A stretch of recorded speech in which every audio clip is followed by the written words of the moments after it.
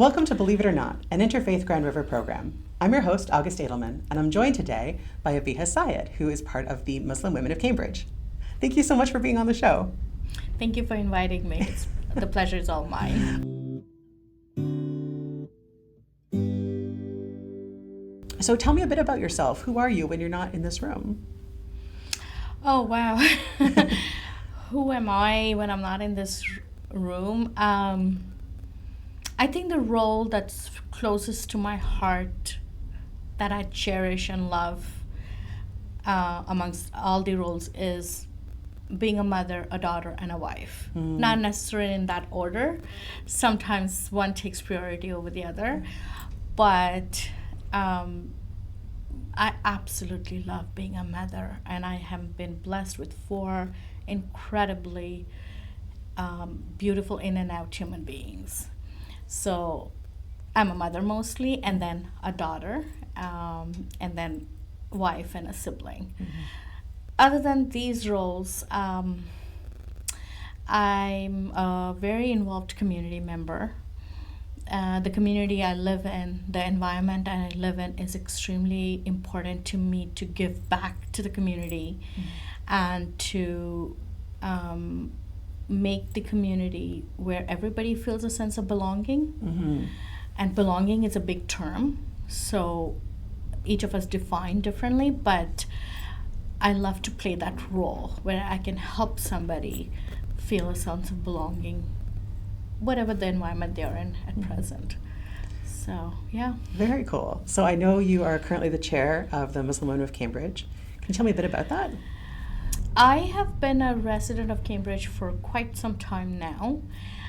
And when I came to Canada, I came to Canada from India. So I'm a migrant, but my children were born here. So I saw that there was some gap of communication between the larger community and the Muslim community.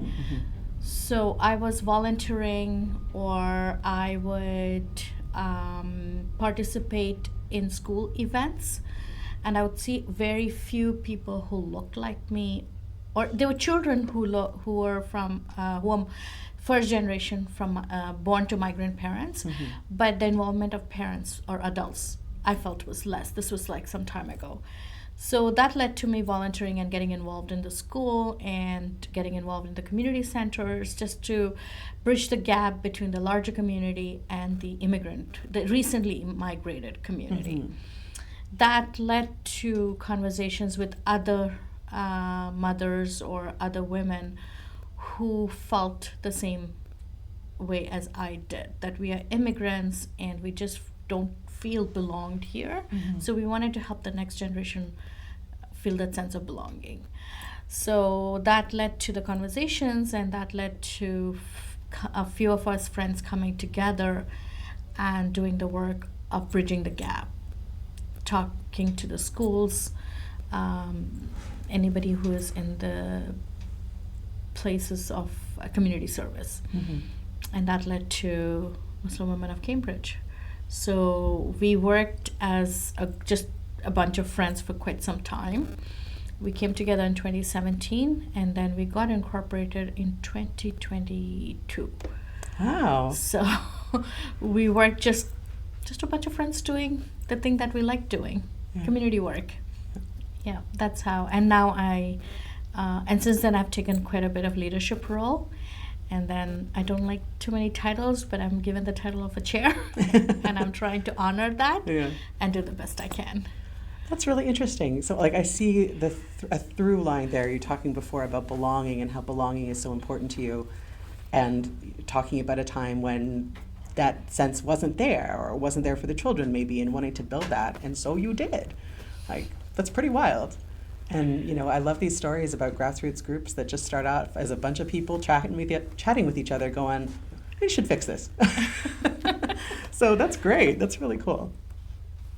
So tell me a bit about, so I know you're Muslim, obviously, it's part of the title of Muslim Women of Cambridge.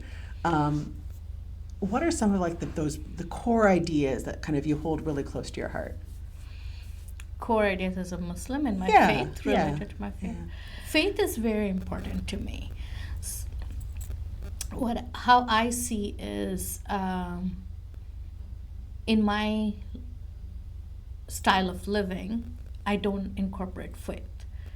Faith is my style of living. Mm-hmm. Everything else revolves around my faith. My parents were practicing Muslims who who encouraged faith and connection with the Creator. So the first experience or my exposure to my faith, okay, my faith for me is my connection with my Creator, the direct one-on-one connection with no middleman. That is important, and that came to me from my mother. My mother was, even if she did not practice too many rituals, but her connection to her Creator was strong. I used to hear her talk when she was cooking, and I'd say, "Mom, who are you talking to?" "Oh, I'm just talking to God." So she would talk or pray or be mindful, do them all the time. So that's what I was exposed for. That's what I was exposed most of my childhood. And then when I came to Canada, it was a new journey, new space. My parents were in India. I came by myself here. So faith played a very strong, my connection with God, my Creator, played a very strong role to keep me grounded and to give me that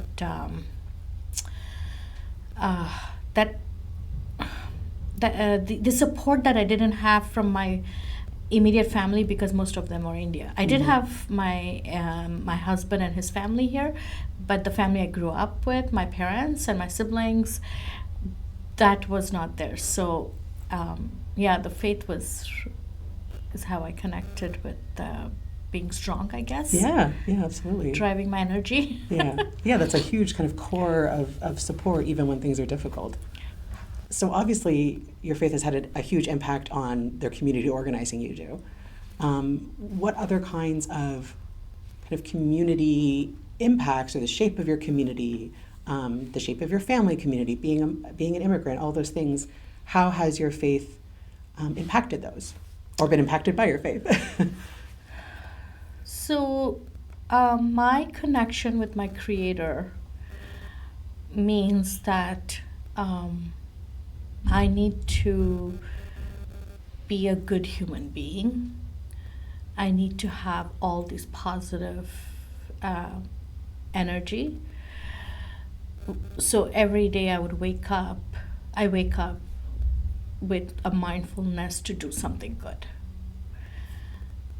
So based on that, my values and beliefs are very strong. I don't compromise with my values and beliefs. If there is something that if I need to choose between my values and beliefs and with something else, I wouldn't compromise my values and beliefs, because they go back to my faith. Yeah.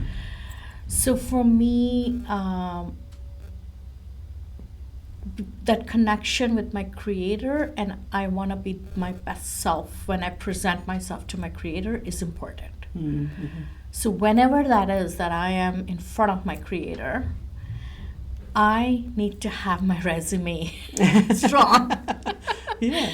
I want to have a good portfolio to present. And that's what drives me every day. And that's what I'm very conscious of. Not just when I wake up in the morning, every hour, every time I'm conscious. Am I doing the good I need to do? Am I hurting anybody? So, yeah. Wow. So how does that connect to the work you do at Muslim Women of Cambridge? With Muslim Women of Cambridge, when we started, we saw the gap between the larger community and the Muslim community. Hence, there was a lot of biases and the misunderstandings and misconceptions. And then the 9/11 happened, and that led to a lot more controversies and scandals, and people were afraid of each other. People were afraid of their neighbors. So our faith, my faith, I follow Islam, means peace. And the beautiful part about my faith is that it is a peaceful religion. and whoever follow the religion, they feel deep inside, not from just from the heart, from the gut. It cannot come just because I'm telling you. It has to come from within. So that message of peace became even more important for me to bring it to the larger community, especially because our children were growing. Canada, I chose to come to Canada, but my children didn't choose to be born to me or to be born in Canada. So now that Canada is their home, their birth country, I took upon myself that it is my duty to help them succeed and flourish and not just survive but thrive. Yeah. Keeping their faith strong. So because my faith is so strong, I wanted my children to learn and take faith as their core for their living. So that won't come if I tell my kids. It has to come naturally. And for that natural process to happen, the environment should also be fertile. And I felt that it is my duty to make sure that my children have this environment where it's fertile enough for them to bloom and grow, keeping their faith strong. That's where my thoughts came. And I was working only to make my kids' world safer and stronger. And the first place where I took my faith and shared about our culture was in my daughter's grade 1 class. And that was my first step. They were my first audience.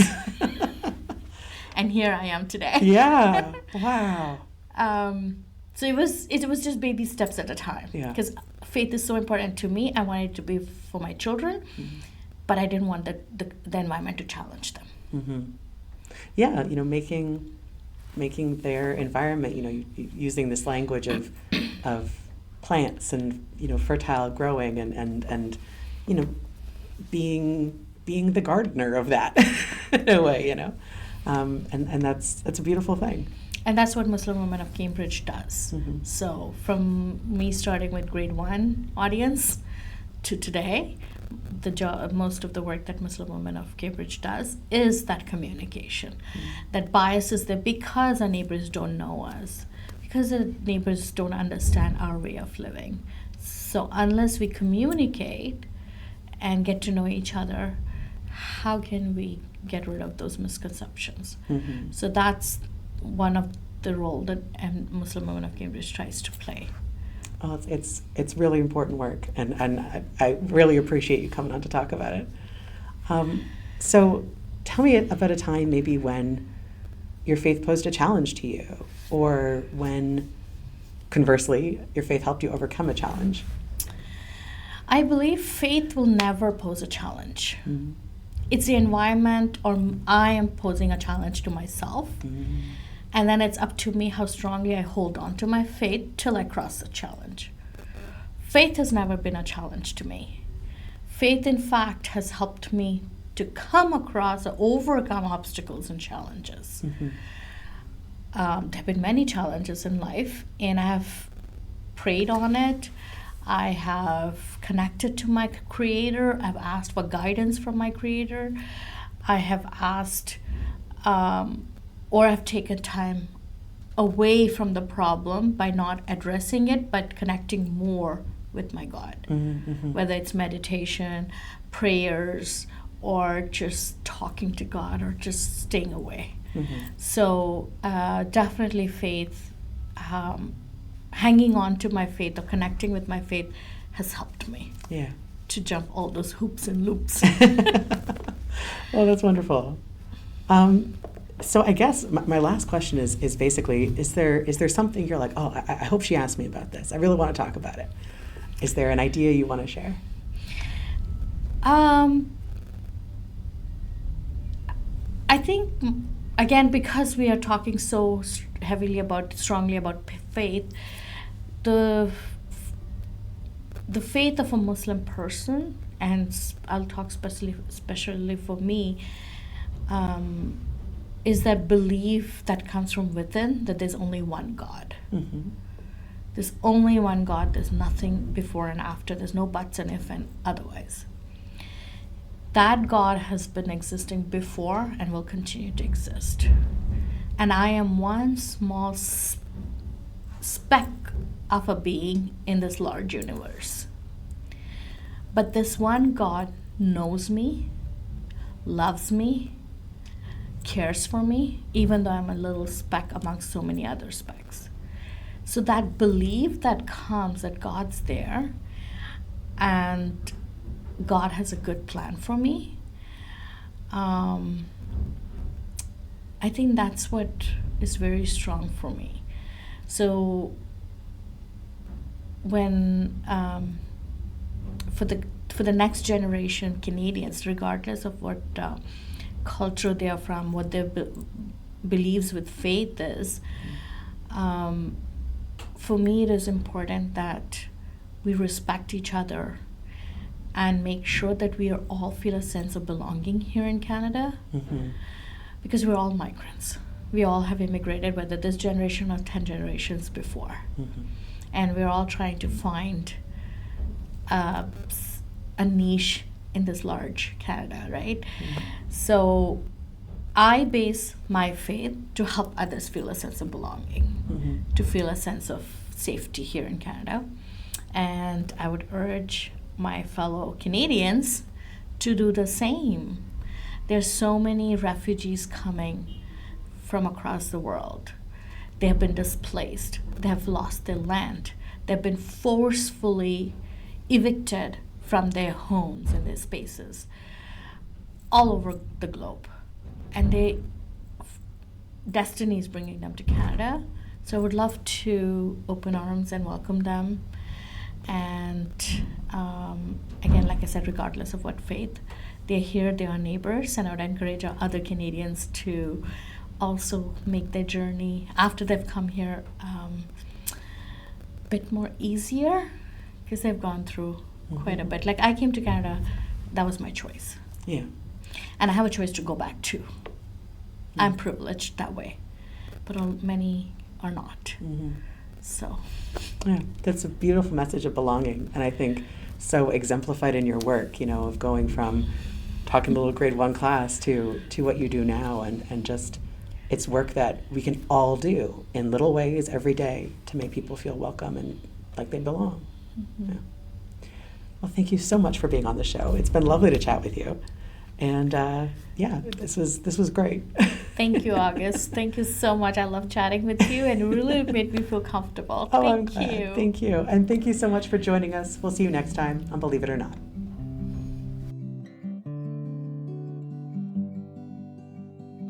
I don't like in front of camera. I like behind. I get it.